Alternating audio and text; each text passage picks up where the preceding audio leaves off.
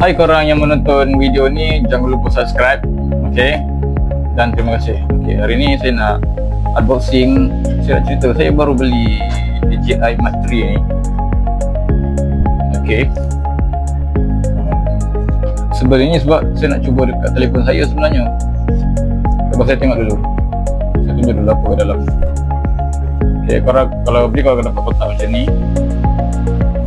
Okay, sebenarnya saya pun tersilap beli ni. Saya nak beli yang ada, saya ada casing tu tau. Ada casing yang boleh cas kan, dengan dua mic, dengan dua punya receiver. Tapi saya tak tahu macam mana tu. Saya silap tengok dan saya terbeli hanya dapat mic saja. Tapi tak apalah, saya tunjuk korang apa yang korang dapat, korang beli lah. Okay, pertama kali korang akan dapat okay, dia punya bag macam ni lah. Semut lah, semut. Okay, kalau dapat macam ni lah DJI ni lah, dia tulis DJI macam ni. Okay, dapat dia punya macam ni lah. Kotak ni buka sikit. Okay, korang dapat ni satu magnet dalam ni.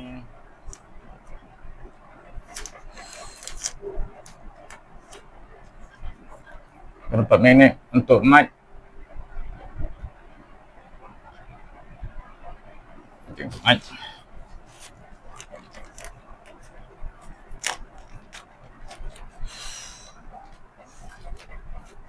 Korang akan dapat bulu macam ni. Okay, ini bulu lah untuk klikkan mic tu.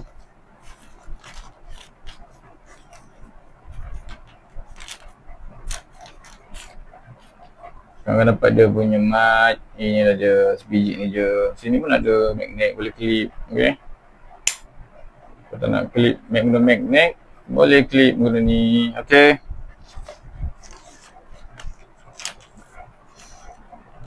dan korang akan dapat dia punya charger.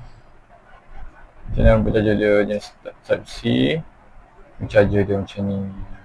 Okay, charger dia macam ni. Korang boleh sambung macam ni lah. Okay, nak cas sambung macam ni lah.